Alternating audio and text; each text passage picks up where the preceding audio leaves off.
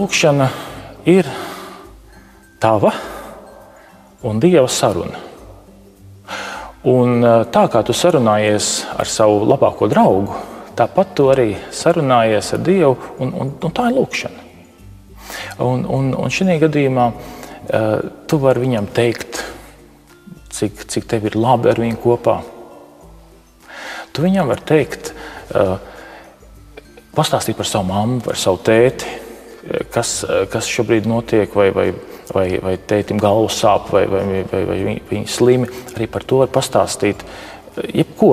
Var pastāstīt kā draugam, uzticēt kā draugam. Tad tā ir lūkšanas būtība. Un vēl ir tas, ka tu droši vari zināt, ka Dievs uz tevi skatās ar patiku un ar mīlestību. Ka tu vari arī pat varbūt neko neteikt. Tu vienkārši vari apsēsties un priecāties, kā Dievs uz tevi skatās ar tādu patiku un mīlestību. Tāpat kā tev kādreiz patīk ierāpties, vectētiņai, vecmāmiņai klēpī un vienkārši tur pasēdēt. Varbūt pat neko nerunāt, bet vienkārši pasēdēt un apķert. Tā tu vari arī ar Dievu lūkšanā. Vienkārši esi ar viņu, viņa klātbūtnē, un tā arī lūkšana.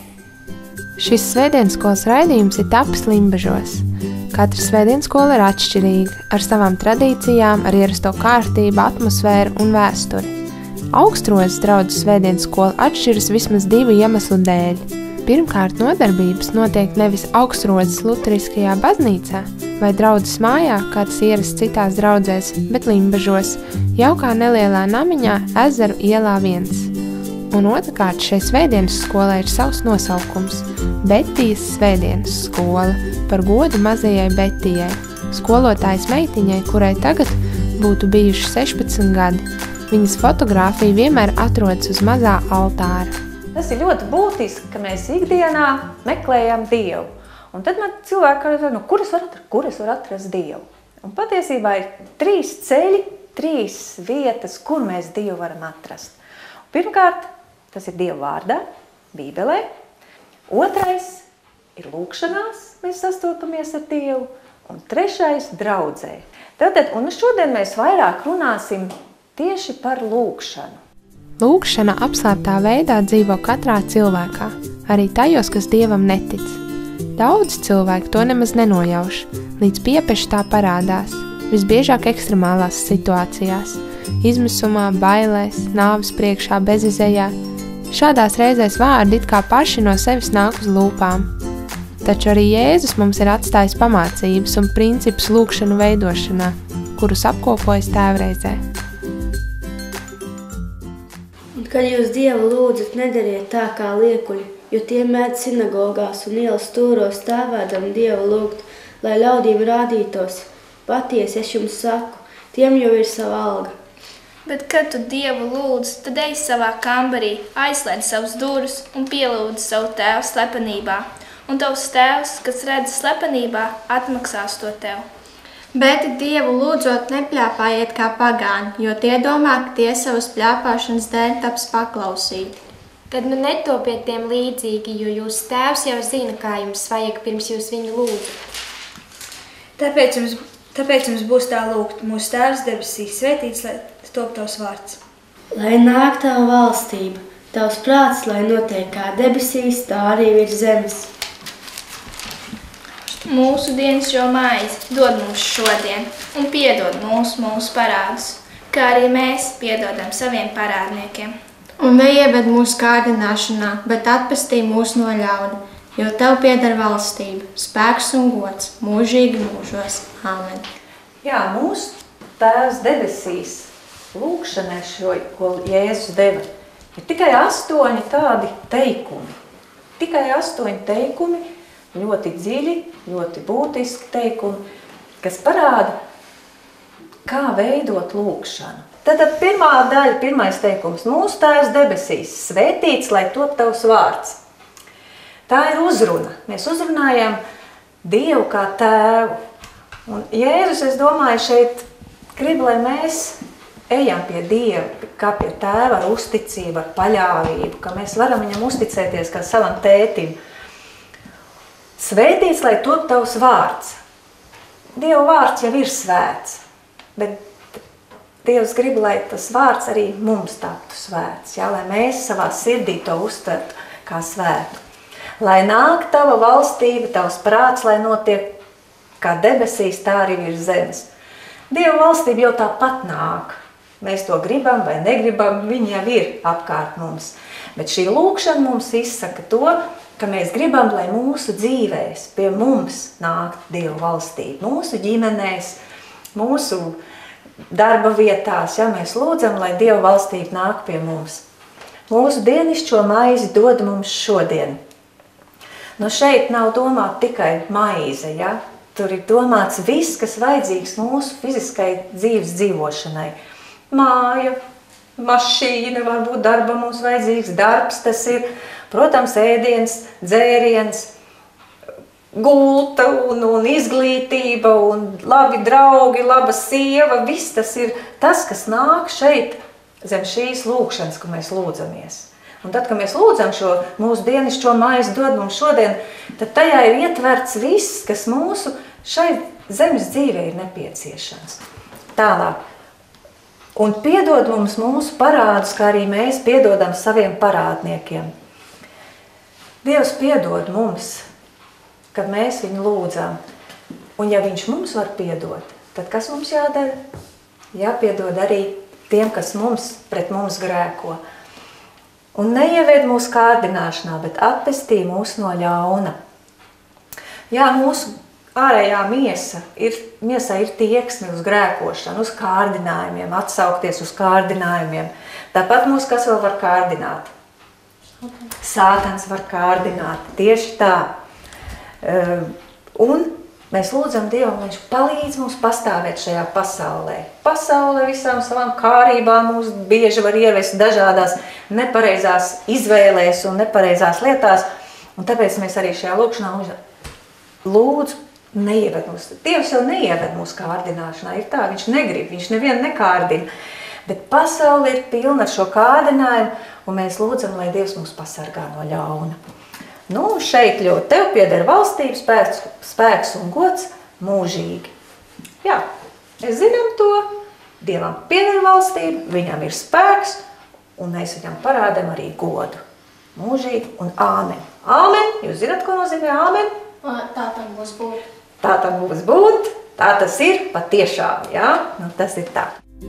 Lai vieglāk būtu atcerēties visas vēlamās lūkšanas sastāvdaļas, palīgā var ņemt metamo kauliņu. Tā 6 šķautnes simbolizē kādu lūkšanas aspektu. Pirmā lūkšanas sastāvdaļa ir slavēšana. Tā ir Dieva uzrunāšana.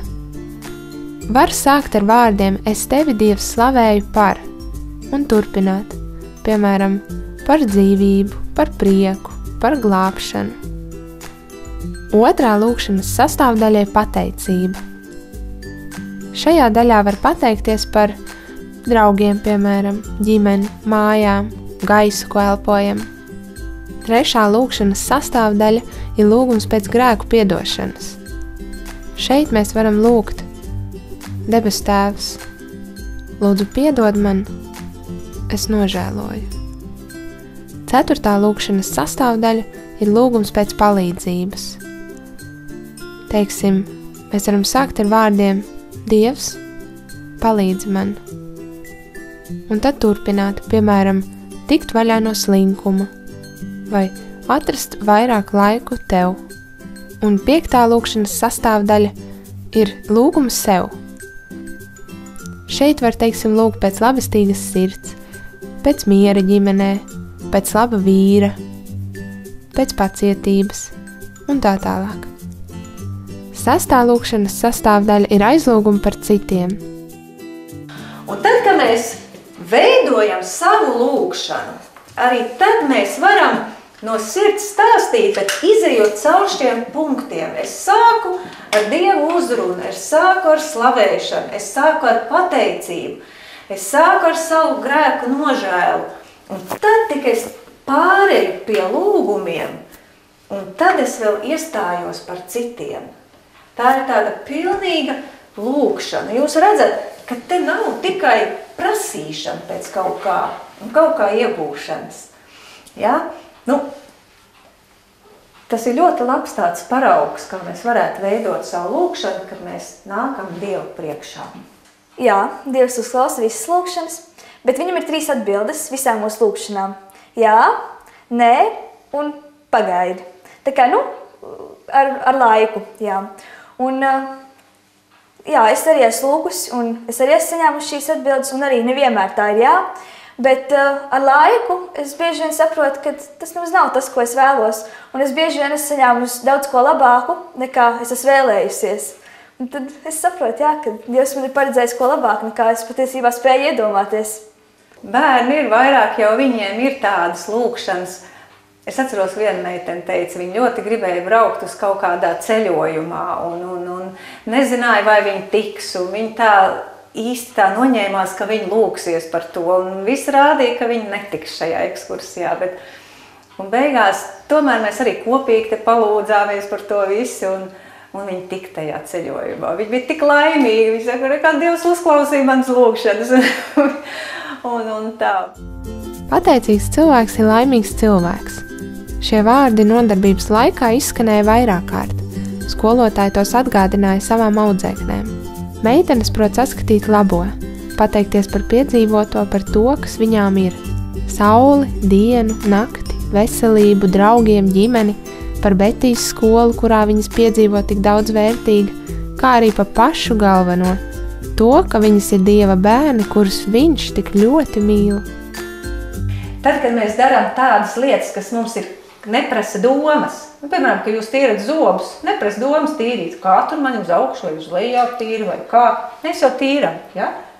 Arī pat tai brīdī mēs varam lūgt Dievu.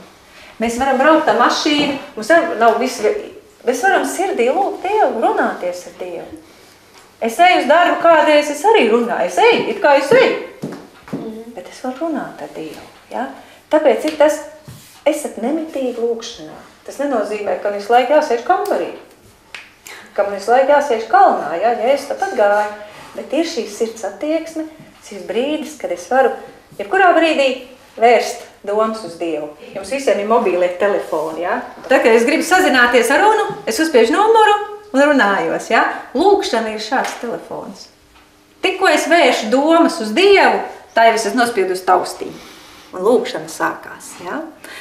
Lūkšana var būt neierobežot, bet tikai nevajag izplūst vārdos, jo Dievs jau tā pats zina. Tātad lūkšanai jābūt slavēšanai, pateicībai, grēku nožēlai, lūgumam pēc palīdzības un aizlūkšanai par citiem, jo mēs jau neesam vieni, mums ir arī citi blakus. Muitnieki tajā laikā bija pilnīgi no sabiedrības nicināti, viņi bija krāpnieki, kukuļotāji, viņi bija pareizo jūdu acīs pilnīgi grēcinieki. Pilnīgi, absolūtie. Viņiem bija darīšana ar naudu, un kur ir nauda, tur vienmēr ir kāds kārdinājums un viltīgums un Dieva acīs nepatīkamas lietas. Nu, lūk, tāds ir muitnieks. Farizejs skaitījās jūdu priesteris. Gudrinieks. Viņš taču zināja visus Dieva likumus un visu, ko viņš zināja. Viņš bija augsta amata vīrs, kas bija viens no galvenajiem sinagogā. Ja? Tātad 2 cilvēki nāk Dievu lūgt. Ejat. Jums ir tas teksts, kas mums jāsaka. Es lasīšu, kas tur ir. Ja? Tad mēs tikai nākam un nevis Jūs teiksiet tātad tos tekstu tikai. Ja? Nē.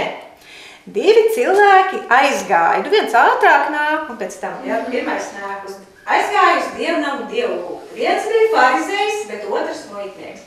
Farizejs nostājās un lūdza pie sevis. Es tev pateicos, Dievs, ka neesmu tāds kā citi cilvēki, laupītāji, ļaundari, laulības pārkāpēji vai arī kā šis muitnieks. Es gavēju 2 reizes nedēļā un maksāju 10. tiesu no visiem saviem ienākumiem. Turpretī muitnieks iztēlē... Viss, tu esi nostājies un miers. Turpretī muitnieks iztālēja stāvēdams. Viņš pat neuzdrošinājās acis pacelt uz svēto altāri. Viņš sita pie savām krūtīm un teica: Dievs, esi man grēciniekam žēlīgs. Tālāk izlasi, Mandarīna, kas tur tālāk. Es jums saku. Jā. Viņš nogājis savās mājās taisnots, labāks par otru, jo katrs, kas pats paaugstinās, taps pazemots, bet kas pats pazemojās, taps paaugstināts. Jā. Tātad, kāds tu esi Dievu priekšā? Augstprātīgs, lepns, vislabākais. Es neesmu tāds kā šis muitnieks, grēcinieks, ja? Tas nozīmē, ka viņš domāja, ka Dievam viņa tie upuri ir jāņem vērā. Tas nabaks, viņam nav ko zaudēt, viņš ir tik grēkos, apzinās, ka viņš ir grēcinieks. Un lūk, Dievs, kuru attaisno? Muitnieku. Jo Dieva acīs lepnība ir vislielākais grēks. Mēs ikdienas uzņemam barību, bez tās nevaram iztikt. Lai attīstītos mūsu garīgā dzīve, arī ir vajadzīga kāda barība. Lūkšana ir kaut kas tik dabisks un nepieciešams kā elpošana un ēšana, bet to iemācās sajust un izdzīvot pamazām, soli pa solim. Patiesībā es domāju, ka visas tās lietas, ko es daru ārpus skolas, ir ļoti saistītas. Jo, piemēram, dziedāšanā, kad man ir jāiet uz skatuves un kad man ir jādzied, es domāju, ka es bez Dieva nemaz nevarētu, jo viņš iedrošina, viņš palīdz un es varu tā kā saņemt sev spēkus un doties uz skatuves un parādīt sevi. Tā kā, jā, un kāpēc es nāku šeit, jo, manuprāt, nākotnes Betijas skolas kļūst par labāku cilvēku. Es spēju atrast mieru sevī, es spēju būt pozitīvi un būt laipni arī, piemēram, pret cilvēkiem, kas varbūt nevienmēr ir laipni pret mani, būt iecietīgāka un, jā, spēt būt komunikablē ar visiem un, jā. Lūkšanas formas var būt dažādas. Lūkšanai nav noteiktas vienas receptes, formas, satura un garuma. Lūdzot, varam izmantot Betijas skolas jauniešu apskatīto modeli, tēvreizi vai savu variantu. Galvenais ir atcerēties, ka lūkšana tā ir mūsu saruna ar Dievu, un savās lūkšanās mēs varam runāt ar Dievu par visu, kas mums ir svarīgs, un pats galvenais – lūkšanai ir jābūt patiesai.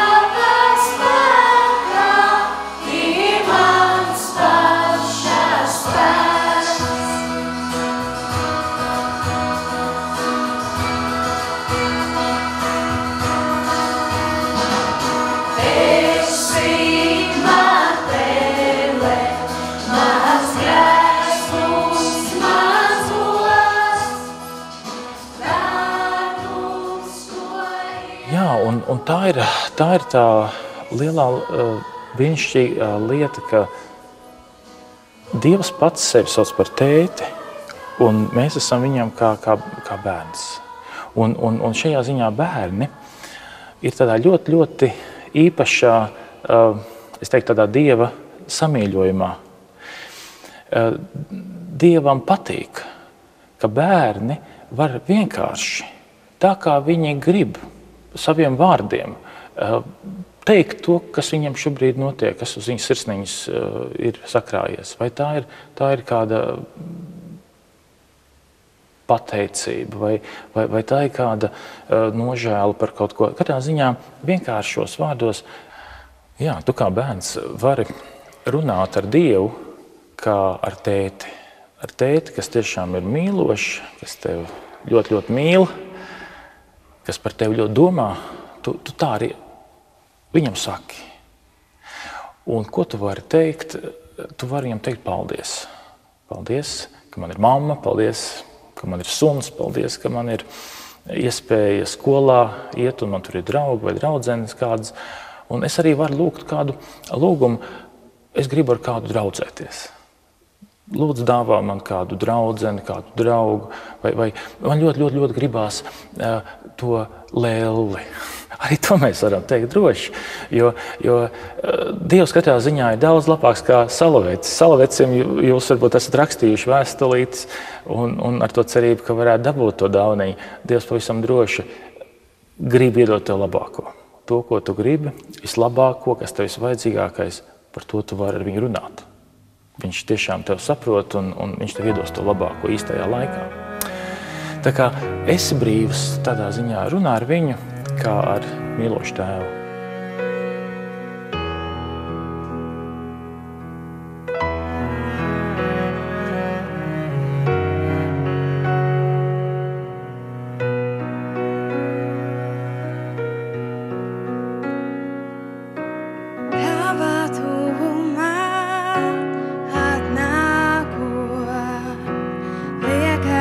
Aizmirstas un izbālē. Tavā tuvumā sadzirdu balsi, kurā tuvāk tev sauc. Tavā tuvumā atnākot, liekais aizmirstas un izbālē.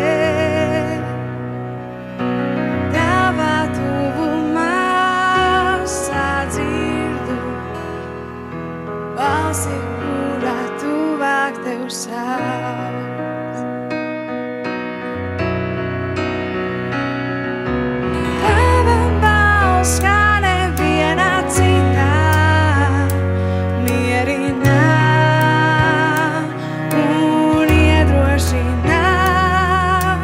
Tava balss kā nevienā citā dziedina.